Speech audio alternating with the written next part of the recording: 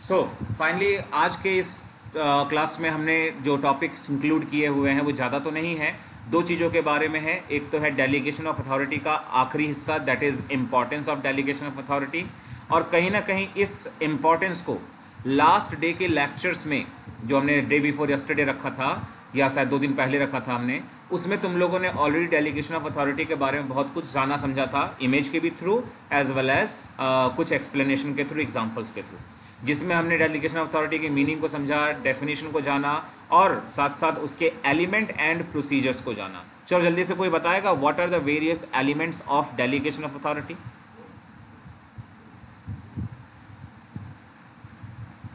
Sir, authority, responsibility and accountability. हाँ, अच्छा, अगर मैं पूछूं कि what are the components of delegation, तो जवाब क्या होना चाहिए?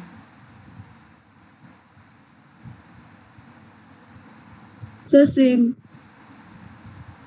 Yes sir. हाँ, बिल्कुल ठीक है। देखो, अब ये किसी बुक में लिखा हो या ना लिखा हो, बट तुम लोग को खुद समझना होगा कि ये जो एलिमेंट्स है वही कंपोनेंट्स भी हो जाएंगे, ठीक है, वही स्टेप्स भी होंगे under the process of delegation. अच्छा, इन तीनों एलिमेंट्स में से या कंपोनेंट में से वो कौन सा है जिसको हम कभी भी डेलीगेट नहीं कर सकते? Sir, accountability. Accountability. And what about answerability?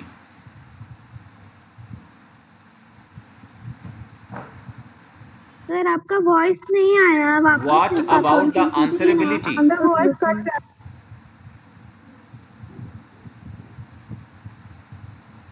आवाज आ रही है अभी? यस सर, अब आवाज आ रहा है। हाँ, मैं ये पूछ रहा हूँ कि अकाउंटेबिलिटी को डेलीगेट नहीं कर सकते तुम लोगों में से ने कहा। ये पूछ रहा हूँ कि what about answerability? Sir, accountability को ही आंसरेबिलिटी बोलते हैं, तो उसको भी डेलीगेट नहीं कर सकते। यस, मैं यही सुनना चाहता था कि दोनों मीनिंग तुम लोगों को समझ में आया कि नहीं। बिल्कुल ठीक है, अकाउंटेबिलिटी ही आंसरेबिलिटी है जिसको कि हम डेलीगेट नहीं कर सकते। ओके, तो ये एक शॉर्ट क्वेरी था, सेशन था, जिसमें हमने पिछले डे के टॉपिक का कुछ क्वेश्चन आंसर रखा। और अब आज के टॉपिक में आते हैं, जो कि है importance of delegation of authority. जब तुम लोगों को लगे कि मेरी आवाज़ नहीं आ रही तो एक बार ज़रूर बीच में बोल देना। क्लियर? Okay sir. ठीक है, चलो, तो हम इम्पोर्टेंस पर बात कर रहे हैं। डेलीगेशन ऑफ अथॉरिटी की इम्पोर्टेंस क्या है, तो उसमें पहला पॉइंट आता है इफेक्टिव मैनेजमेंट। इफेक्टिव वर्ड सब समझते हो हमने, क्योंकि मैनेजमेंट को जब स्टार्ट किया था, इंट्रोडक्शन ऑफ बिजनेस स्टडीज़ जब आया था फर्स्ट चैप्टर में, तब ये इफेक्टिव और एफिशिएंट दो वर्ड सामने आए थे। और इफेक्टिव वर्ड में हमने जो समझा था वो यही था कि जब हम अपने ऑब्जेक्टिव को अचीव कर सकते हैं, दैट इज़ कॉल्ड इफेक्टिव। हम अपने काम को पूरा कर सकते हैं, दैट इज़ कॉल्ड इफेक्टिव। तो अब कह रहे हैं डेलीगेशन ऑफ अथॉरिटी के वजह से जो हमारा ऑर्गेनाइजेशन है उसका मैनेजमेंट इफेक्टिव होता है। कैसे होता है? Through delegation managers are able to function more efficiently. देखो, मैनेजर्स डेलीगेशन करते हैं तो उस वजह से सबसे पहला फ़ायदा तो मैनेजर्स को ही मिलता है। ऐसा नहीं है कि डेलीगेशन का फ़ायदा सिर्फ मैनेजर्स को मिलता है और सबऑर्डिनेट्स को नहीं मिलता। सबऑर्डिनेट्स के लिए भी ये फ़ायदे का सौदा है, और क्यों है नीचे हम पढ़ेंगे अभी।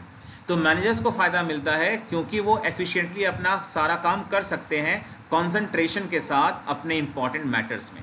मतलब मैनेजर के पास जितने भी सारे काम हैं, अगर वो उनमें से लीस्ट इंपॉर्टेंट मैटर्स को डेलीगेट कर देते हैं और कुछ बहुत ही इंपॉर्टेंट एंड सीरियस मैटर्स को अपने पास रखते हैं, तो डेफिनेटली उनके पास उतना समय होगा कि एफिशिएंटली वो काम कर सके, कॉन्सेंट्रेट हो करके। तो इस तरह से उनका मैनेजमेंट काफ़ी इफेक्टिव हो सकता है। Delegation gives them freedom from doing routine work. Routine work का मतलब डेली बेसिस पर जिसको कोई भी कर सकता है, उस काम से अपने आप को छुटकारा दिलाने का उनको मौका मिलता है। And provides them with opportunities to excel new areas. और साथ साथ वो अपने अंदर नए अपॉर्चुनिटीज़ को क्रिएट करने के लिए भी मौके ढूंढते हैं, या उनको वो मौका या प्लेटफॉर्म मिल पाता है जस्ट बिकॉज ऑफ डेलीगेशन। क्योंकि इन शॉर्ट यही कहूँगा, ड्यू टू डेलीगेशन मैनेजर्स को ये मौका मिलता है कि वो अपने आप को ओवरबर्डन होने से बचा सके और अपने समय का प्रॉपर इस्तेमाल कर सके अपने इंपॉर्टेंट मैटर्स के लिए। और जिसके लिए बहुत मेंटल वर्क की ज़रूरत होती है तो वो उस पर फोकस कर सकते हैं, ये चीज़ हो पाता है। तो in this way we can say that कि due to delegation of authority the management becomes effective from managers point of view. Second point आता है इंपॉर्टेंस का, वो है एम्प्लॉयज़ डेवलपमेंट। एम्प्लॉय का डेवलपमेंट भी होता है। देखो अब एम्प्लॉय तो एक मैनेजर भी है और एम्प्लॉय एक सबऑर्डिनेट भी है, सब एम्प्लॉय की कैटेगरी में आते हैं, लेकिन बेसिकली यहाँ एम्प्लॉय का मतलब उनसे लिया जाता है जिसको हम सबऑर्डिनेट कह रहे हैं। मतलब अगर एक मैनेजर ने अपने किसी वर्क को डेलीगेट किया सबऑर्डिनेट को, तो हम यहाँ पर इस पॉइंट में सबऑर्डिनेट की बात करना चाहते हैं कि सबऑर्डिनेट के लिए भी ये एक फ़ायदे का सौदा है, क्योंकि उसका डेवलपमेंट होता है। देखो कैसे होता है।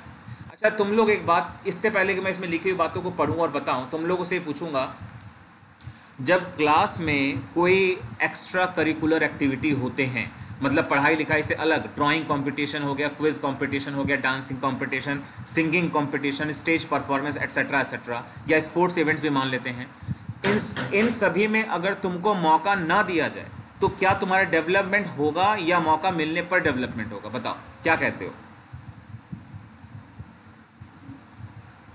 सर मौका मिलने पर डेवलपमेंट होगा।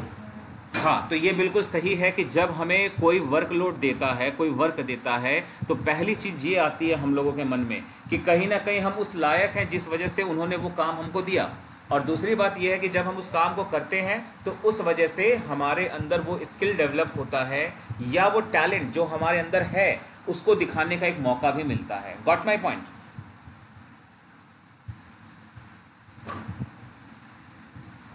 Yes, sir. Yes sir. देखो तो अब कुछ Yes, sir. खास बातों को मैंने अंडरलाइन किया हुआ है जो ये एक्सप्लेन करता है कि किस तरह से ड्यू टू डेलीगेशन एम्प्लॉयज़ का डेवलपमेंट हो पाता है। देखो, due to delegation employees get more opportunities to utilise their talent and skills and improve their career prospects. तो डेलीगेशन के मदद से जो एम्प्लॉयज़ हैं उनको मौका मिलता है कि वो अपने टैलेंट का प्रॉपर इस्तेमाल कर सके और साथ ही साथ अपने स्किल्स को शो ऑफ कर सके अपने करियर के पॉइंट ऑफ व्यू से। जब तक कोई अपने स्किल्स को, अपने टैलेंट को शो कर नहीं पाएगा, तब तक एक मैनेजर के नज़र में उतना अच्छा एम्प्लॉय कैसे बन पाओगे? कैसे एक मैनेजर कहेगा या बिजनेस का ओनर कहेगा कि तुम तो मेरे लिए सबसे बेस्ट एम्प्लॉय हो? ये कैसे कोई कहेगा? तो ऑब्वियस सी बात है, अपना टैलेंट दिखा करके ही हम ऐसा कर सकते हैं, मौका मिलना चाहिए उसके लिए हमको। अब अगला पॉइंट लिखा है कि delegation allows them to develop those skills. जो काम तुमको सौंपा गया, अगर वो काम थोड़ा बहुत भी आता होगा तो भी उस काम को पूरा करने के लिए तुम अपने अंदर वो टैलेंट स्किल्स को डेवलप करोगे, क्योंकि तुमको मालूम है बिना उस स्किल को डेवलप किए अपना काम तो कर नहीं सकते।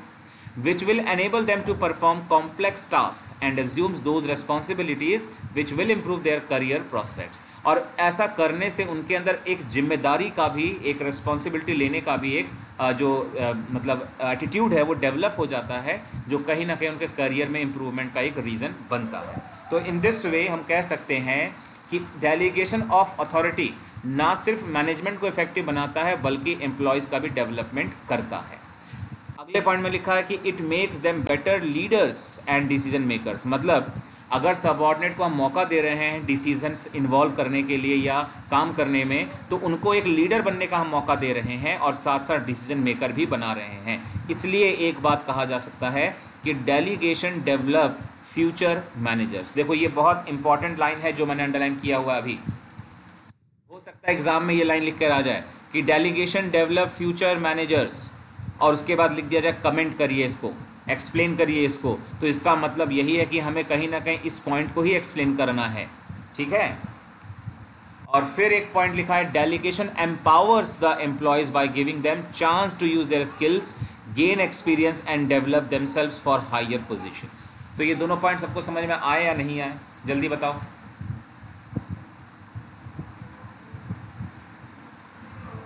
Yes sir. Yes, sir. Yes sir. Yes sir.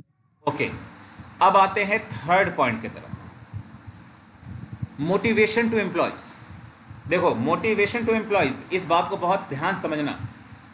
जो लोग काम के लिए आलसी होते हैं वो कभी भी इस बात को एक्सेप्ट नहीं करेंगे कि डेलीगेशन से हमें मोटिवेशन मिलेगा। वो तो यही कहेंगे ना कि देखो उसको अपना काम नहीं करना था तो उसने अपनी जो बर्डन है वो मुझ पर थोप दिया, तो वो मोटिवेट कभी नहीं हो सकता क्योंकि उसको तो आलस पसंद है।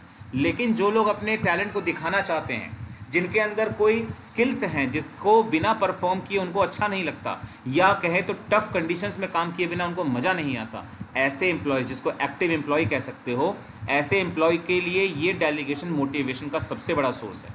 क्योंकि डेलीगेशन के ही वजह से उनको अपने अंदर के टैलेंट को बाहर निकालने का मौका मिलता है, या फिर अपने आप को साबित करने का मौका मिलता है, या फिर ये भी दिखाई देता है कि हमारा जो मैनेजर है वो हम पर विश्वास कर रहा है, क्योंकि उसको पता चल पा रहा है कि मेरा ये एम्प्लॉय है वो इस काम को करने के लायक है, तभी तो मुझको ये काम सौंप रहा है। तो इन सब बातों से फील होता है कि वो जो एम्प्लॉय जिसको काम दिया जा रहा है वो मोटिवेट हो रहा है। तो बात मेरी समझना, वो एम्प्लॉय जो काम करना ही नहीं चाहता वो कभी भी मोटिवेटेड से नहीं हो सकता, 100% नहीं हो सकता। लेकिन जो काम करते हैं लोग ईमानदारी से, वो डेफिनेटली डेलीगेशन से मोटिवेट हमेशा होंगे। चलो अब किताब की बातों को समझते हैं, क्यों ऐसा लिखा है। लिखा है delegation motivates the subordinates to work with greater responsibility and helps in developing their talents. अब कई लोग तो जिम्मेदारी उठाना ही नहीं चाहते हैं, वो चाहते हैं कि हम तो रिस्पॉन्सिबिलिटी से फ्री रहे हमेशा। तो उन लोगों के लिए तो ये पॉइंट बिल्कुल भी नहीं बना है। ऑब्वियस सी बात है, ये उन्हीं के लिए है जिन लोगों को रिस्पॉन्सिबिलिटी लेने में अच्छा लगता है।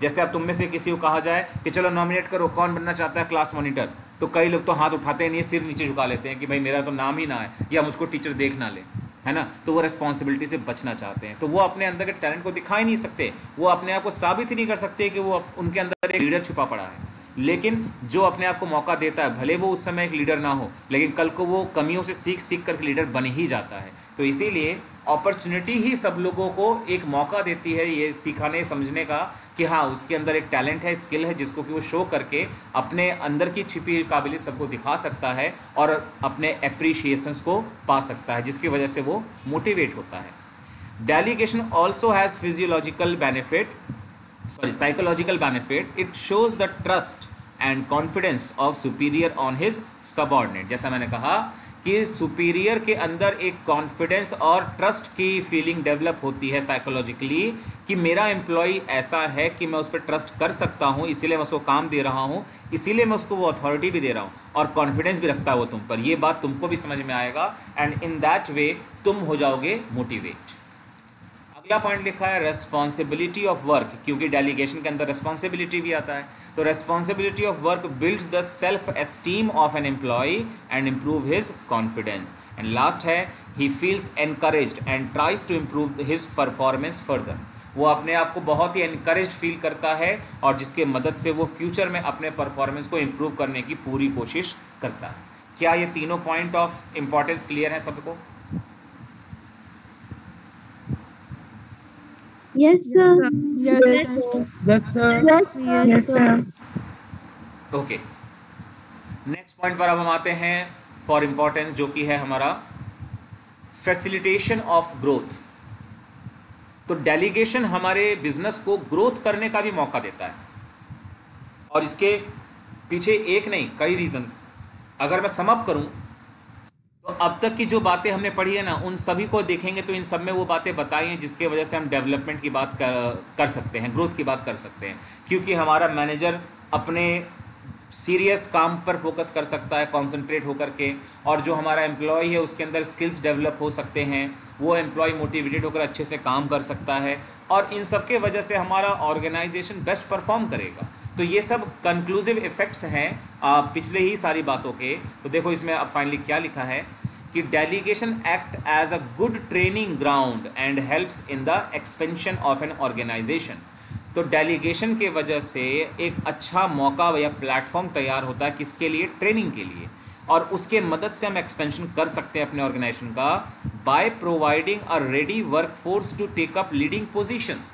कल को किसी तरह का टफ टास्क सामने आता है या कल को हमें मार्केट में नया कुछ लॉन्च करना है या अपने आप को एक लीडर बनाना है, तो हम अपने उसी वर्कफोर्स को लेकर के वो काम कर सकते हैं या अचीव कर सकते हैं, क्योंकि ऑलरेडी वो रेस्पॉन्सिबल हो चुके हैं, ऑलरेडी उनके अंदर वो स्किल्स है, डेवलपमेंट उनके अंदर आ चुका है, ऑलरेडी हमारा मैनेजमेंट इफेक्टिव है। तो इसका मतलब है कि हम वो काम कर सकते हैं। तो यही देखो लिखा हुआ है कि by providing ready work force to take up leading positions in new ventures. Venture का मतलब अगर भूल गए तो मैंने यहाँ लिख दिया है न्यू प्रोजेक्ट। हम अगर न्यू प्रोजेक्ट में हाथ लगाते हैं या उसमें एंटर करते हैं तो उसमें अपने आप को साबित करने के लिए हमें ज़्यादा कुछ अलग नहीं करना पड़ता, बस जो हमारे टैलेंटेड एम्प्लॉयज़ हैं उनको मौका दीजिए और वो तो एक अच्छे लीडर बन चुके हैं, वो अपने आप को साबित कर देंगे और वो हमारा काम कर लेंगे। तो वही लिखा है, trained and experienced employees are able to play significant roles in the launch of new projects. देखो, क्योंकि टॉपिक था हमारा फैसिलिटेशन ऑफ ग्रोथ, और ग्रोथ का मतलब ही हुआ कि जैसे हमारे शरीर का कोई बॉडी पार्ट, कल जब हम बचपन में छोटे थे तो हमारे हाथ पैर छोटे होते हैं, धीरे धीरे बड़े हो जाते हैं, हमारी हाइट 2 फुट की होती है तो हम 6 फुट के हो चुके हैं, हमारा ब्रेन डेवलप कर जाता है। तो ये सब चीज़ें ग्रोथ के सिम्टम्स हैं। हम समय के साथ साथ हमारी बॉडी में वो ग्रोथ आने लगता है। तो वैसे ही ग्रोथ का मतलब ऑर्गेनाइजेशन से है कि अपने बिजनेस में नए चीज़ों को जोड़ना, कहें तो सिंपल वे में नए प्रोजेक्ट्स को लॉन्च करना। अब नए प्रोजेक्ट का मतलब बहुत कुछ हो सकता है, या तो नया ब्रांच ओपन करना, नया डिपार्टमेंट या नया डिवीज़न, जिसका मतलब नया प्रोडक्ट लॉन्च करना भी हो सकता है। इन सभी चीज़ों में हमारा डेलीगेशन हमारे लिए एक बहुत बड़ा हेल्पफुल सोर्स बनता है, क्योंकि ये कल के फ्यूचर्स को डेवलप करता है, ये हमारे एम्प्लॉयज़ को ट्रेन करता है, स्किलफुल बनाता है। तो इस तरह से हमारा जो ऑर्गेनाइजेशन है डायनेमिक हो जाता है और जो इस तरह की चीज़ों में कोप अप आसानी से कर जाता है। समझ में आई सारी बातें? Yes, sir. Yes, sir. Okay, next point है हमारा बेसिस ऑफ मैनेजमेंट हायरार्ची।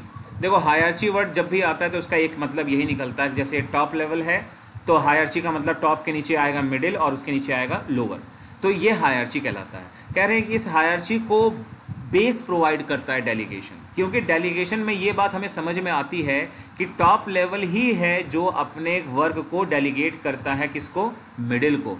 या फिर ऐसा है कि मिडिल अपने वर्क को डेलीगेट करता है टॉप को? बोलो, ऐसा पॉसिबल है क्या? No, sir. No, sir. तो यानी इससे साबित होता है ना कि डेलीगेशन में जो डेलीगेटर है, यानी जो टास्क को डेलीगेट कर रहा है किसी को, वो कौन होगा? सबऑर्डिनेट की सुपीरियर? Sir, superior. Superior.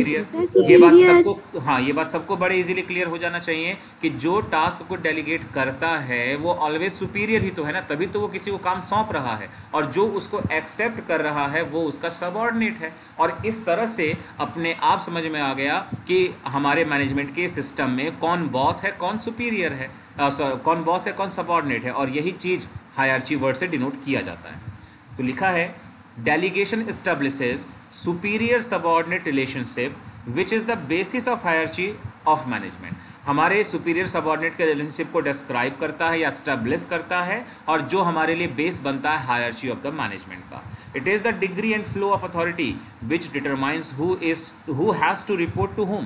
कह रहे हैं कि अथॉरिटी का जो लेवल है, किसी के पास अथॉरिटी ज़्यादा होती है, किसी के पास कम होती है, तो यही तय करता है कौन किसको रिपोर्ट करेगा। अब बताओ जरा, एक टीचर प्रिंसिपल को रिपोर्ट करेगा या प्रिंसिपल टीचर को रिपोर्ट करेगा? सर, टीचर प्रिंसिपल को। ऐसा क्यों करेगा? सर, क्योंकि प्रिंसिपल का लेवल टीचर से ऊपर है। Yes, sir. बिल्कुल, मतलब प्रिंसिपल का अथॉरिटी, प्रिंसिपल के पावर्स, पोजीशन, सब कुछ उस टीचर से ऊपर हैं, इसीलिए एक टीचर रिस्पॉन्सिबल है या आंसरेबल है टू द प्रिंसिपल, ना कि वाइस वर्सा। तो यही बात है, इसी को हम कह रहे हैं कि यही डेलीगेशन है जिसके वजह से एक मैनेजमेंट की हायरार्ची तय होती है या स्टैब्लिश होती है। The extent of delegated authority, extent का मतलब फिर कह रहा हूँ क्वांटम, मतलब वो क्वांटिटी, कितना ज़्यादा डेलीगेशन का अथॉरिटी हम कर रहे हैं। also decides the power that each job position enjoy in the organization। जो पर्सन जिस तरह की अथॉरिटी को या वर्क को डेलीगेट कर रहा है, उस क्वांटिटी को भी देखकर हम बता सकते हैं कि वो पोजीशन जिस पर रह करके वो आदमी डेलीगेशन का काम कर रहा है, उसके पास कितनी पावर है जो वो ऐसा कर रहा है ना। तो ये बात भी इससे समझ में आती है। तो अल्टीमेटली इस पॉइंट से यही समझ में आता है कि ड्यू टू डेलीगेशन हमें ये बात एकदम से क्लियर हो जाती है कि who is the superior and who is the subordinate. And ये रिलेशनशिप क्लियर होने का मतलब है कि that always clear the basis of hierarchy of the management. Clear हो गई सबको ये बात? Yes, sir. Yes, sir. Yes, sir. Yes, sir. अब देखो, ये जो अभी पिछला पॉइंट हमने पढ़ा, कहीं ना कहीं उसी पॉइंट से इनडायरेक्टली बनता है ये लास्ट पॉइंट भी, better coordination.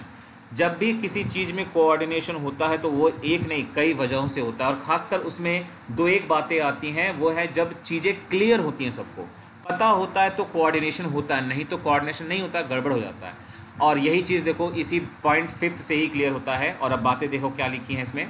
The 3 elements of delegation, जिसमें हम जानते हैं अथॉरिटी है, रिस्पॉन्सिबिलिटी है और अकाउंटेबिलिटी है, ये जो तीनों एलिमेंट है help to define powers, duties and answerability. मतलब जो पहला एलिमेंट है अथॉरिटी, वो डिस्क्राइब करता है या डिफाइन करता है पावर्स को, जो रिस्पॉन्सिबिलिटी है वो डिफाइन करता है ड्यूटीज़ को, और जो अकाउंटेबिलिटी है वो डिस्क्राइब करता है या डिफाइन करता है आंसरेबिलिटी को। तो इस तरह से सब कुछ क्लियर हुआ कि किसके पास पावर्स हैं, किसकी कौन सी ड्यूटीज़ हैं और किसके लिए कौन आंसरेबल है। देखो ये सब कुछ जवाब हमको मिल गया। जवाब मिल गया कि पावर किसके किसके पास है, जवाब मिल गया कि किसकी ड्यूटी क्या है, और ये भी जवाब मिल गया कौन किसको आंसर देगा। तो ये सब कुछ जब क्लियर हो जाएगा तो ऑटोमेटिक है कि कोऑर्डिनेशन तो एस्टेब्लिश हो ही जाएगा।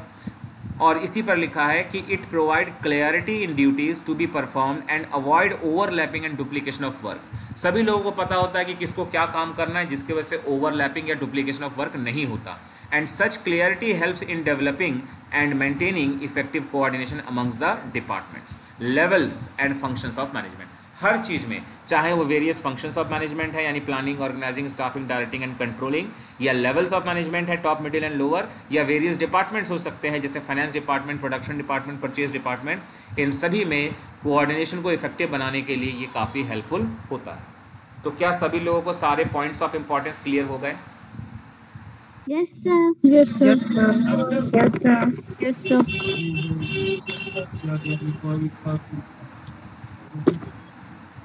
चलो ज़्यादा तो नहीं है, कोशिश करते हैं कि इसको भी वाइंड अप कर ही डालते हैं, ख़त्म हो जाए आज का ये पूरा टॉपिक ही ख़त्म हो जाए।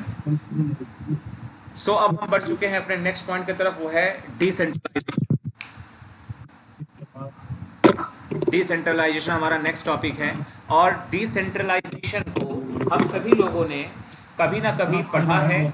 अच्छा, सभी लोगों से कहूँगा थोड़ी देर के लिए ज़रा अभी पीडीएफ को मैं हटा रहा हूँ, मैं अपने आप को डिस्प्ले करूँगा सो दैट तुम लोग देख सको कि मैं बताना क्या चाहता हूँ।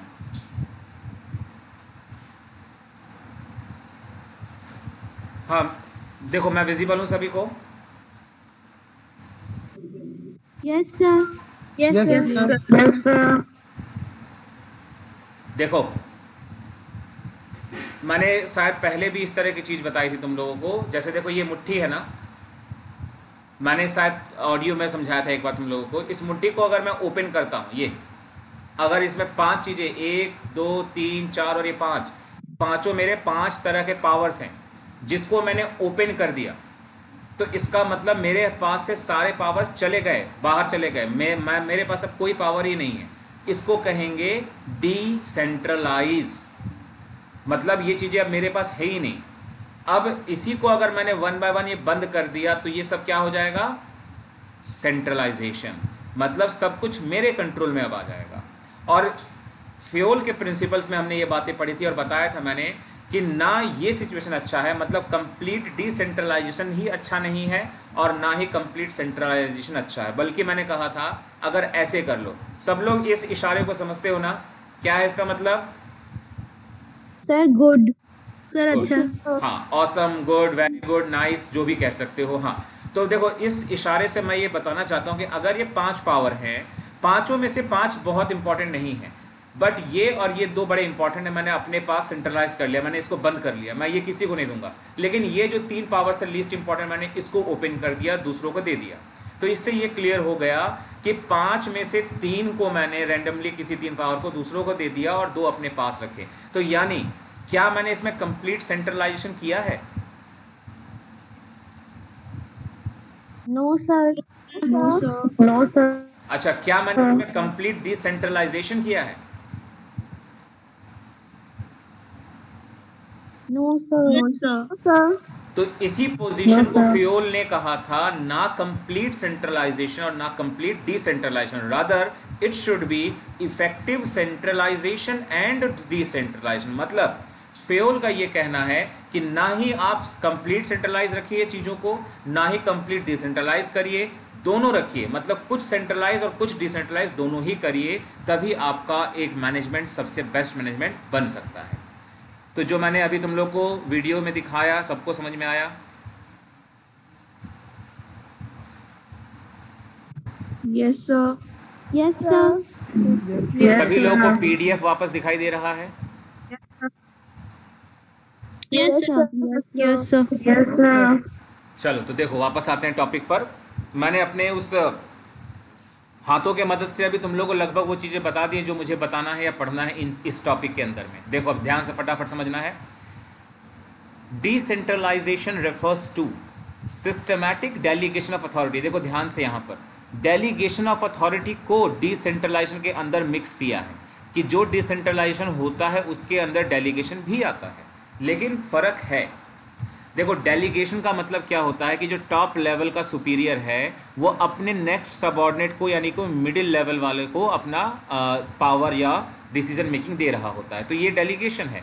लेकिन जब इसी तरह से ये काम क्या करे कि इसको लोअर को भी देने लगे, कुछ मिडिल को और कुछ लोअर को भी दे दे, तो इसको हम कहेंगे डिसेंट्रलाइजेशन। यानी जब पावर का, अथॉरिटी का डेलीगेशन लोअर लेवल तक किया जाए तब उसको कहते हैं कि हमने क्या किया है, डिसेंट्रलाइजेशन। देखो बातों को फिर से समझना। टॉप ने मिडिल को दिया, मिडिल ने लोअर को दिया, ये नहीं कह रहे हम। टॉप ने मिडिल को दिया, डेलीगेशन है। लेकिन टॉप ने मिडिल को भी दिया या टॉप ने सबसे लोवेस्ट रैंक के भी पर्सन को दे दिया डिसीजन मेकिंग पावर, तो इसी को हम कहेंगे डिसेंट्रलाइजेशन। अब देखो यही बात मीनिंग में लिखी गई है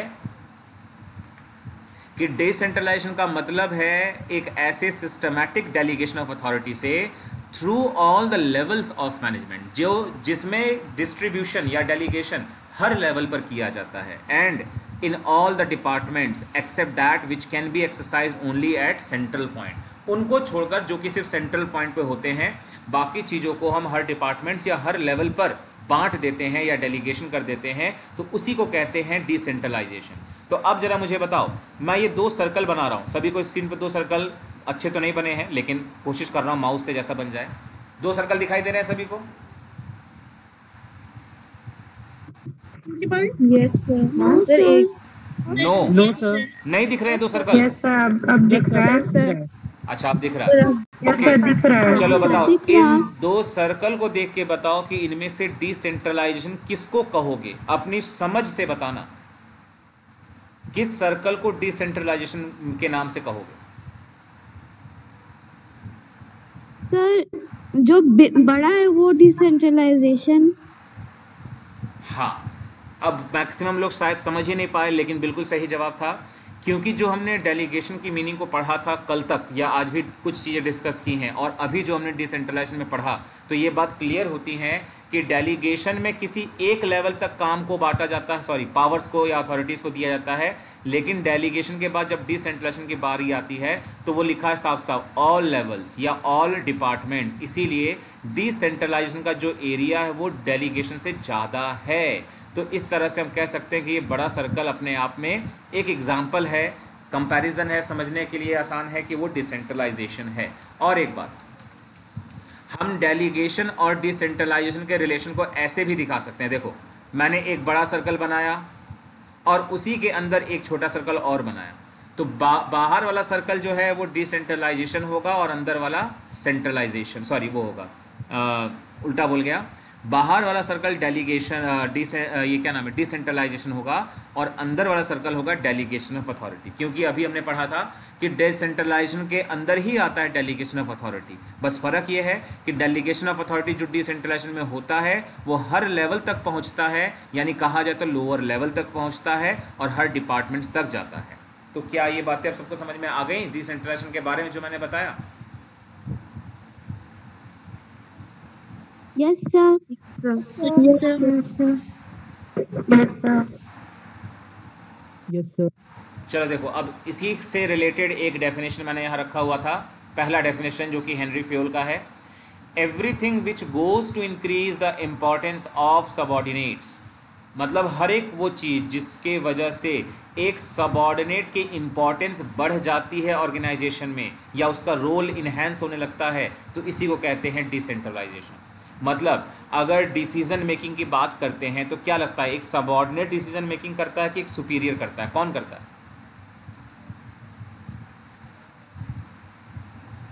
sir superior.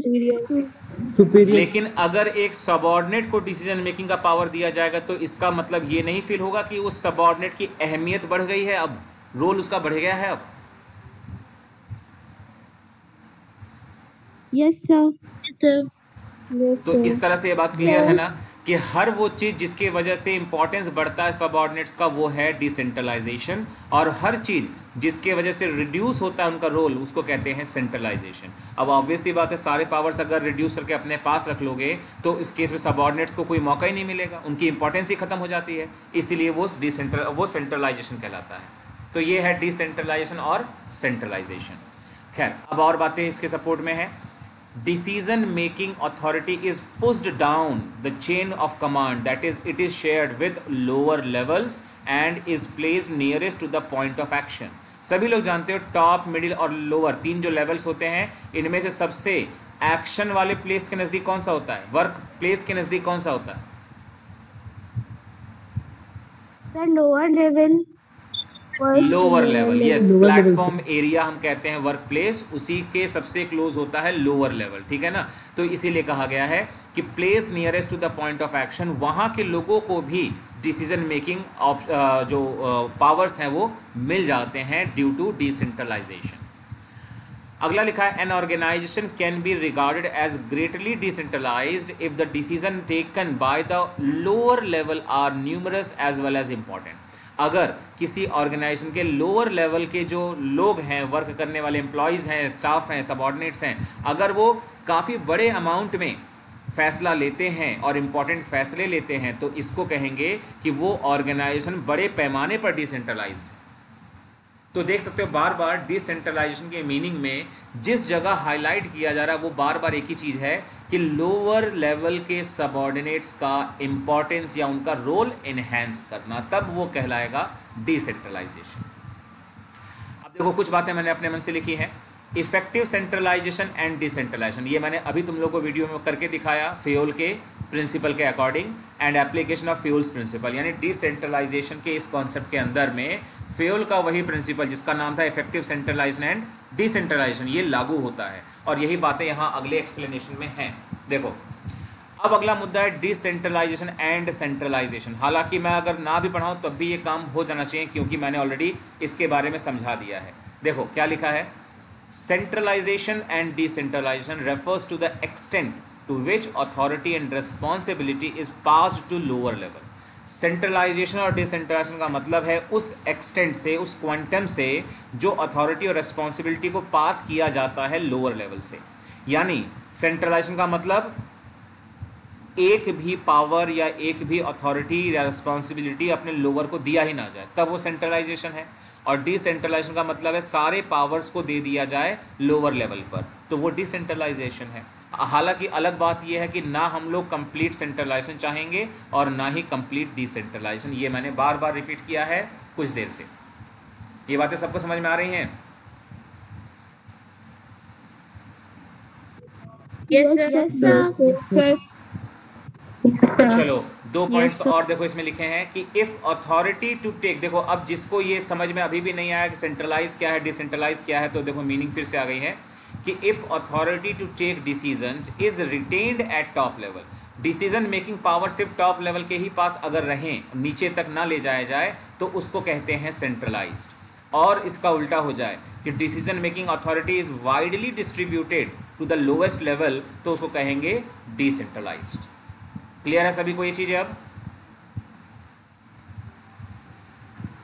Yes, Yes, sir. sir. Yes, sir. Yes, sir. Yes, sir. देखो एक ऐसा भी पॉइंट मैंने तुम लोगों को दिया है इस पीडीएफ में जो तुम लोगों की स्टडी के लिए है, बट मैंने उसमें ऑलरेडी सब कुछ हाईलाइट किया सो दैट तुम लोग खास बातों को ही पढ़ो। एक थिंकिंग बेस्ड क्वेश्चन कह सकते हो या सेक्शन कह सकते हैं कि every organization is centralized as well as decentralized. हर ऑर्गेनाइजेशन सेंट्रलाइज भी होता है, डिसेंट्रलाइज भी होता है। मतलब कोई ऐसा नहीं कह सकता कि कोई ऑर्गेनाइजेशन सिर्फ सेंट्रलाइज्ड है या सिर्फ डिसेंट्रलाइजेशन है, ऐसा हो ही नहीं सकता, इट इज़ इम्पॉसिबल। हर ऑर्गेनाइजेशन में सेंट्रलाइजेशन भी मिलता है और डिसेंट्रलाइजेशन भी मिलता है। क्यों ऐसा कहा जा रहा है उसी का ये पूरा एक्सप्लेनेशन है, और मैंने देखो लिख भी दिया है कि ये पैराग्राफ जब पढ़ोगे तो ये रीज़न नंबर 1 है, ये पढ़ोगे तो ये रीज़न नंबर 2 है, और ये जो पढ़ोगे अंडरलाइन की चीज़ें ये कंक्लूज़न है जो बात को साबित करता है कि यस बिल्कुल सही बात है, हर ऑर्गेनाइजेशन में सेंट्रलाइज्ड भी रहता है और डिसेंट्रलाइज्ड भी रहता है। थोड़ा बहुत मैं बता देता हूँ कैसे। पहले तो देखो यही बातें हैं कि एब्सोल्यूट और कंप्लीट सेंट्रलाइजेशन या डिसेंट्रलाइजेशन नॉट पॉसिबल, ये पॉसिबल ही नहीं है। क्योंकि देखो अगर एक मैनेजर सारे के सारे अथॉरिटी एंड पावर अपने पास रखेगा तो इसका मतलब उसको अपने सबऑर्डिनेट की ज़रूरत ही नहीं है। कि है ज़रूरत? बोलो, अगर एक सुपीरियर सारे पावर्स अपने पास रखेगा तो क्या सबऑर्डिनेट की ज़रूरत उसको है? No sir. No sir. यानी इसका मतलब कोई भी ऑर्गेनाइजेशन कंप्लीट तरीके से सेंट्रलाइज नहीं कर सकते। अच्छा, अगली चीज़, क्या ऐसा पॉसिबल है? तुम लोग का इस पर क्या अपना विचार है कि अगर एक मैनेजमेंट या एक मैनेजर सारे के सारे पावर्स और डिसीजन मेकिंग अपने लोवेस्ट लेवल में बांट देता है या पूरे ऑर्गेनाइजेशन में बांट देता है, अपने पास कुछ नहीं रखता है, यानी कंप्लीट तरीके से डिसेंट्रलाइज, क्या ऐसे केस में सबऑर्डिनेट्स को उसके बॉस की ज़रूरत होगी? No sir. सर। नहीं होगी, क्योंकि सबऑर्डिनेट्स तो अपने आप में डिसीजन मेकिंग के लिए सफिशिएंट है। तो इसीलिए कहते हैं कि ना ही कंप्लीट सेंट्रलाइजेशन की ज़रूरत है और ना ही कंप्लीट डिसेंट्रलाइजेशन की, और ये पॉसिबल ही नहीं है कि ऐसे करके कोई काम कर सकता है, क्योंकि सबऑर्डिनेट की भी ज़रूरत है और सुपीरियर की भी ज़रूरत है। ठीक है, अब लिखा है complete centralisation means concentration of all decision making powers to the top level. ये अगेन मीनिंग बता दिया। और ये भी लिखा है कि it is not possible as it would obviate और remove the need of the management hierarchy. अगर सारे के सारे पावर अपने ही पास रख लेगा तो ऐसे केस में मैनेजमेंट के जो अदर लेवल्स होते हैं उसकी ज़रूरत ही नहीं पड़ेगी, क्योंकि वो सब कुछ तो अपने पास रख रहा है। उसी तरह से उल्टा दिया है कि कंप्लीट डिसेंट्रलाइजेशन का मतलब है delegation of all the decision making functions to the lower level, और ऐसा भी पॉसिबल नहीं है क्योंकि it obviate the need of the higher managerial position, और इसके वजह से हमें फिर अपने हायर पोजीशंस की ज़रूरत ही नहीं पड़ेगी, हमारे बॉस की हमें ज़रूरत ही नहीं होगी। तो हम कह सकते हैं कि कोई भी मैनेजर जो है अपने डेलीगेट नहीं कर सकता सारे अथॉरिटी को जब तक कि वो अपने पोजीशन को सरेंडर ना कर दे। मतलब जब वो अपने पोस्ट को छोड़ देता है, जॉब छोड़ देता है, तभी वो अपना सारा का सारा पावर छोड़ेगा। अदरवाइज वो जॉब पे रह करके अपने सारे पावर छोड़ेगा तब तो उसके बॉस होने का कोई मतलब ही नहीं हुआ। तो देखो ये दोनों पॉइंट अपने आप में क्या हो गए, दो रीजंस हो गए इस स्टेटमेंट को जस्टिफाई करने के लिए। और फाइनली उसी पर बेसिस पर ये कंक्लूजन लिखा है कि so an organisation can never be completely centralise और डिसेंट्रलाइज। कोई भी ऑर्गेनाइजेशन कभी भी कंप्लीटली सेंट्रलाइज नहीं हो सकता और कंप्लीटली डिसेंट्रलाइज भी नहीं हो सकता। और दूसरी बात कि so in order to increase effectiveness and to improve overall functioning, अपने ऑर्गेनाइजेशन की फंक्शनिंग को स्मूथ बनाना है या इफेक्टिव बनाना है तो the organisation must maintain a balance between centralisation and decentralisation. मतलब सेंट्रलाइजेशन भी रखिए और डिसेंट्रलाइजेशन भी रखिए। एंड अगेन रिपीट करूंगा, वही वाला जो मैंने हाथ का इशारा बताया था, कुछ पावर्स अपने पास और कुछ डेलीगेट कर दीजिए लोवेस्ट पर। उस तरह की ही सिचुएशन को बनाना पड़ेगा, तभी आपका ऑर्गेनाइजेशन स्मूथ फंक्शनिंग कर सकता है और बेस्ट वे में काम कर सकता है। चलो आ गए अपने लास्ट हिस्से की तरफ, वो भी हम खत्म कर लेते हैं। खैर पिछली जो बातें मैंने बताई ये समझ में सबको आया? ये वाला हिस्सा जो दिख रहा है इस समय, यस सर। Yes sir. कल को अगर किसी तरह के केस स्टडी या इनडायरेक्ट क्वेश्चन में ये बात पूछी जाएंगे तो ये मत बोलना मुझसे कि सर हम लोग ने ये पढ़ा नहीं या हम लोग का छूट गया या हमने सच। ये बातें इसीलिए मैंने बताई क्योंकि ये एक टॉपिक ना होकर एक केस स्टडी के लिए कॉन्सेप्ट डेवलपमेंट का पोर्शन था। कुछ वैसा ही ये भी है, आखिरी पेज का आखिरी हिस्सा। Delegation is more important than decentralisation.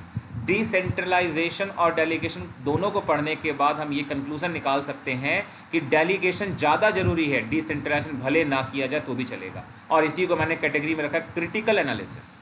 मतलब इस बात को पढ़कर दिमाग में बहुत बहुत डीप विचार लाना है हमको, क्योंकि अगेन ये केस स्टडी के लिए एक बात लिखी है। देखो, delegation of authority is essential. पहली बात, डेलीगेशन ऑफ अथॉरिटी जो हमने पहले पढ़ा था वो बिल्कुल कंपलसरी है, एकदम मैंडेटरी फील्ड है फॉर क्रिएटिंग ऑर्गेनाइजेशनल स्ट्रक्चर। किसी ऑर्गेनाइजेशन का स्ट्रक्चर, क्योंकि उसमें बॉस होंगे, सबऑर्डिनेट्स होंगे, लेवल्स बटे होंगे, उसके लिए तो जरूरी है कि डेलीगेशन किया जाए भाई, और ताकि मैनेजरियल हायरार्ची इस्टेब्लिश हो सके।